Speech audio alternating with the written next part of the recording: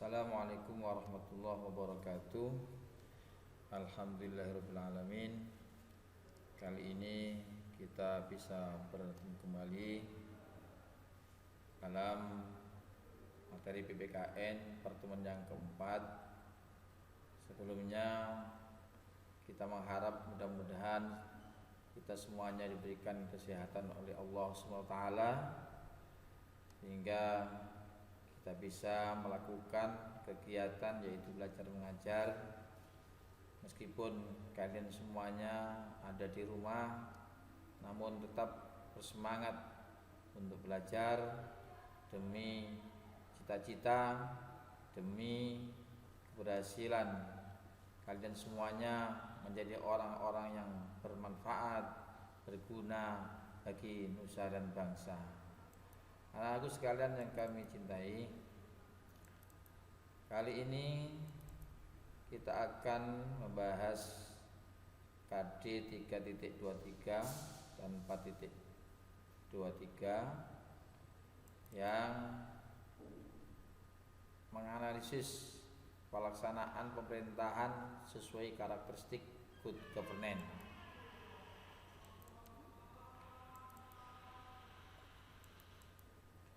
Indikatornya yaitu siswa dapat mengidentifikasi definisi pemerintah good governance. Siswa dapat menjelaskan prinsip-prinsip good governance. Siswa dapat menjelaskan visi strategis good governance. Siswa dapat menjelaskan pilar-pilar good governance.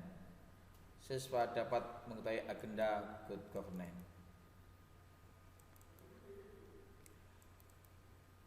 Definisi pemerintah yang baik menurut bahasa good governance diartikan dengan pemerintah yang baik, pemerintah yang sesuai dengan visi dan misi yang menjadi pelayan daripada masyarakat, yang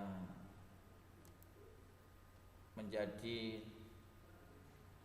pemerintah yang baik, yang selalu mengedepankan kepentingan masyarakat. Adapun menurut istilah, good governance adalah suatu kesepakatan menyangkut pengaturan negara yang diciptakan bersama oleh pemerintah, masyarakat madani atau civil society, dan sektor swasta. Ini menurut istilah. Jadi yang menyangkut pengatur negara yang diciptakan bersama oleh pemerintah dengan aturan yang baik dan mengedepankan masyarakat sebagai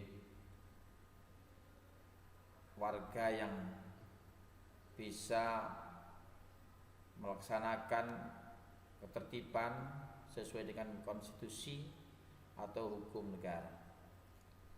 Jadi good governance adalah pemerintahan yang baik dalam standar proses maupun hasil-hasilnya, yang mana semua unsur pemerintahan bisa bergerak secara sinergis, tidak saling berbenturan, memperoleh dukungan dari rakyat dan terlepas dari gerakan-gerakan anarkis yang dapat menghambat proses pembangunan.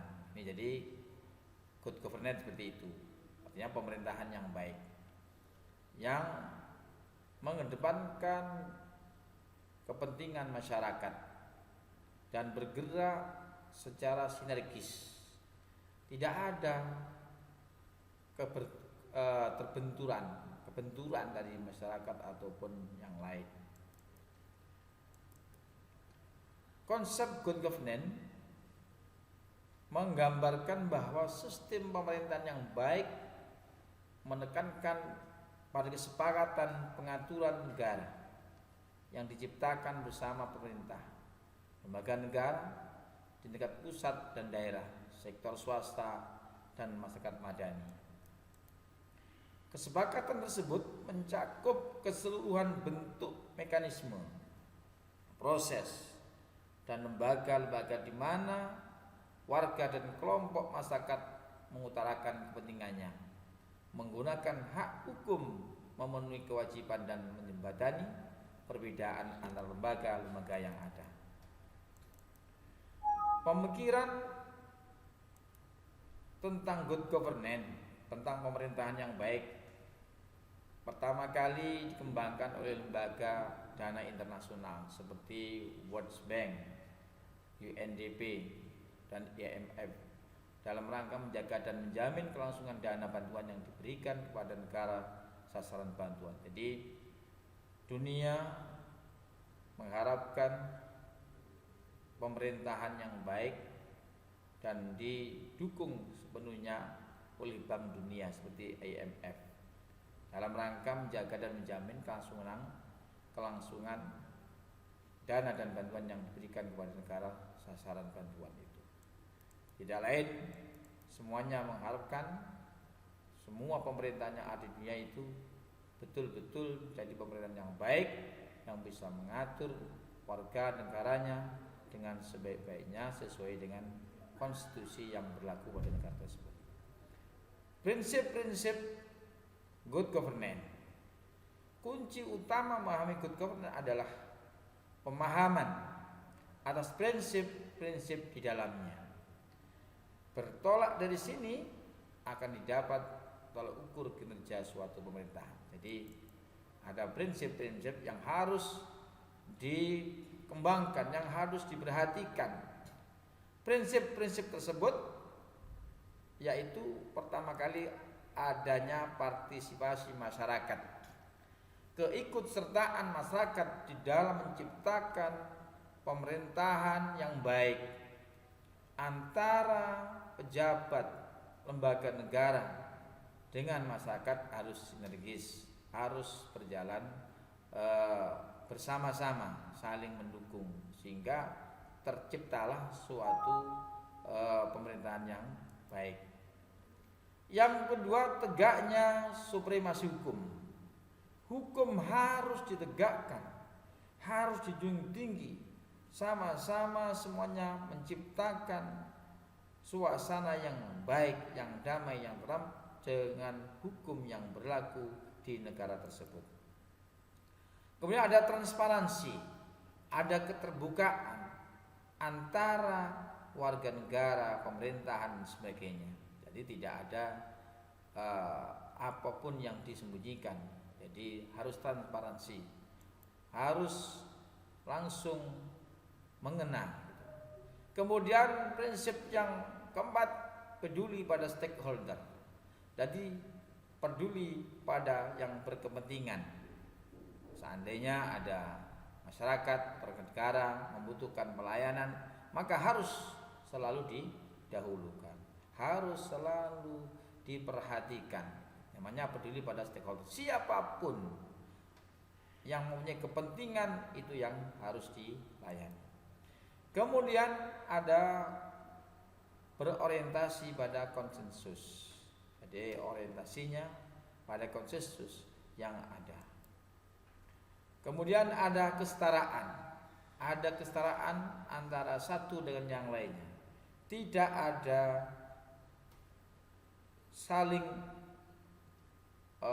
menjatuhkan atau saling menyimpang. Jadi ada kesetaraan, tidak peduli itu siapapun yang masuk dalam kewarganegaraan pemerintahan negara tersebut harus diberlakukan secara adil. Jadi ada kesetaraan antara yang A dan yang B, antara yang C dan D, itu sama semuanya. Kemudian efektif dan efisien. Jadi selalu berjalan dengan baik, selalu berjalan sesuai dengan aturan dan prosedur, sehingga semuanya akan mengena dan menjadi baik dalam mengatur pemerintahan negara. Kemudian ada akuntabilitas, accountable. Ada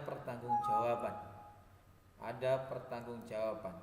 Selalu mengedepankan bertanggung jawab sesuai dengan aturan, sesuai dengan hukum yang ada di situ untuk semuanya mensejahterakan masyarakat. Visi strategis. Dalam pemerintahan yang baik atau good governance ada visi strategis. Para pemimpin dan masyarakat memiliki perspektif yang luas dan jauh ke depan atas pemerintahan yang baik dan pembangunan manusia serta kepekaan terhadap kebutuhan untuk mewujudkan perkembangan tersebut. Selain itu, mereka juga harus memiliki pemahaman atas kompleksitas kesejarahan, budaya, dan sosial yang menjadi dasar bagi perspektif tersebut. Kemudian ada pilar-pilar good governance. Good governance hanya bermakna bila keberadaannya ditopang oleh lembaga yang melibatkan kepentingan publik. Jenis lembaga yang dimaksud sebagai berikut. Jadi ya, pilar-pilar seperti itu. Yang pertama adalah negara. Negara menciptakan kondisi politik, ekonomi, dan sosial yang stabil. Ini negara, pilarnya yang pertama, negara punya peran menciptakan kondisi politik, ekonomi, dan sosial yang stabil. Membuat peraturan yang efektif dan berkeadilan. Menyediakan public service yang efektif dan akuntabel. Menegakkan hak asasi manusia. Melindungi lingkungan hidup. Mengurus standar kesehatan dan standar keselamatan publik. Seperti sekarang ini, negara punya peran yang sangat-sangat penting. Kondisi negara saat ini sedang dilanda oleh virus corona atau COVID-19. Negara punya peran penting, di antaranya adalah melindungi lingkungan hidup, mengurus standar kesehatan dan standar keselamatan publik. Maka selalu berusaha untuk menciptakan kestabilan, ketentraman, kemudian mengedepankan kesehatan bagi warga negara, sehingga melayani berbagai macam kegiatan-kegiatan yang menyemangati atau menyelamatkan warga negara sampai pelosok-pelosok. Supaya apa? Supaya semuanya selamat dari penyakit atau wabah ini. Sehingga pemerintah menganjurkan dan menjembatani semuanya dalam kondisi apapun, terutama negara menganjurkan semuanya harus jaga kesehatan, kemudian pakai masker, kemudian jaga jarak kurang lebih 1,5 meter atau 2 meter, sehingga tidak gampang kena wabah atau virus ini. Yang kedua, sektor swasta. Sektor swasta juga merupakan pilar dari pemerintahan yang baik atau good governance. Sektor swasta mempunyai kewenangan, mempunyai tugas, mempunyai kegiatan, yaitu menjalankan industri, menciptakan lapangan kerja, menyediakan insentif bagi karyawan, meningkatkan standar hidup masyarakat, memelihara lingkungan hidup, menaati peraturan, transfer ilmu, pengetahuan, dan teknologi pada masyarakat, kemudian menyediakan kredit bagi pengembangan UKM. Nah, ini salah satu sektor swasta yang menjadi pilar-pilar daripada pemerintahan yang baik atau good governance. Kemudian yang ketiga adalah masyarakat madani. Masyarakat madani atau social society menjaga agar hak-hak masyarakat terlindungi, memengaruhi kebijakan publik sebagai sarana checks and balance pemerintah, mengawasi penyalahgunaan kewenangan sosial pemerintah, mengembangkan sumber daya manusia atau SDM, sarana berkomunikasi antar anggota masyarakat. Ini masyarakat madani. Pemerintahan yang baik atau good governance punya agenda. Good governance sebagai suatu gerakan adalah segala daya upaya untuk mewujudkan suatu pemerintahan yang baik. Oleh karena itu, gerakan good governance harus memiliki agenda yang jelas tentang apa yang mesti dilakukan agar tujuan utamanya dapat dicapai. Untuk kasus Indonesia, agenda good governance harus disesuaikan dengan kondisi real bangsa saat ini yang meliputi agenda politik dan agenda ekonomi. Agenda politik, masalah politik seringkali menjadi penghambat bagi terwujudnya good governance. Ini masalah politik. Oleh karena itu, perlu dilakukan pembaharuan politik yang menyangkut masalah-masalah penting seperti amandemen Undang-Undang Dasar 1945 sebagai sumber hukum dan acuan pokok penyelenggaraan pemerintahan. Perubahan undang-undang politik dan undang-undang keormasan yang lebih menjamin partisipasi dan mencerminkan keterwakilan rakyat.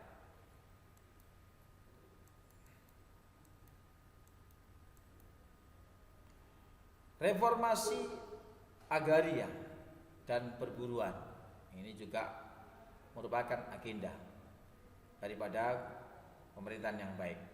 Mempercepat penghapusan peran sosial politik Tentara Nasional Indonesia. Menegakkan supremasi hukum. Lagi-lagi supremasi hukum harus ditegakkan. Karena dengan menegakkan supremasi hukum ini negara akan terjamin dari suatu masalah. Karena hukum ditegakkan, hukum dikedepankan sehingga semuanya bisa diatasi. Manakala ada yang menyeleweng, melanggar hukum, harus dikasih sanksi seadil-adilnya sesuai hukum yang berlaku di negara itu. Yang kedua adalah agenda ekonomi. Agenda ekonomi ini juga merupakan sesuatu yang paling terpenting di dalam suatu negara. Harus ada agenda ekonomi teknis, agenda pengembalian kepercayaan, agenda sosial, agenda hukum.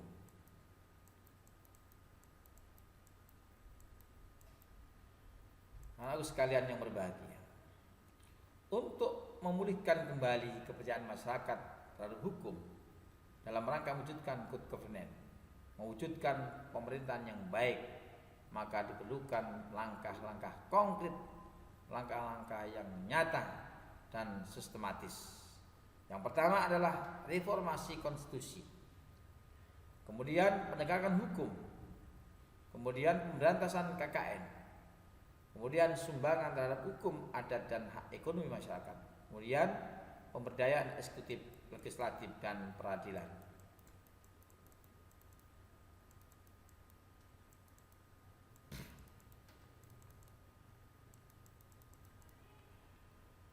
Itulah yang saya sampaikan. Mudah-mudahan menjadi bermanfaat. Kalian semuanya bisa mengetahui apa itu pemerintahan yang baik atau good governance. Itu sekilas yang saya sampaikan. Untuk selanjutnya kalian harus bisa mengembangkan lebih luas lagi melalui panduan-panduan daripada buku-buku yang lain ataupun literasi yang lain seperti media sosial, internet dan sebagainya. Kiranya itu saja yang saya sampaikan. Terima kasih kita telah bergabung. Semoga pembelajaran kali ini bisa bermanfaat. Amin amin ya rabbal alamin. Wassalamualaikum warahmatullahi wabarakatuh.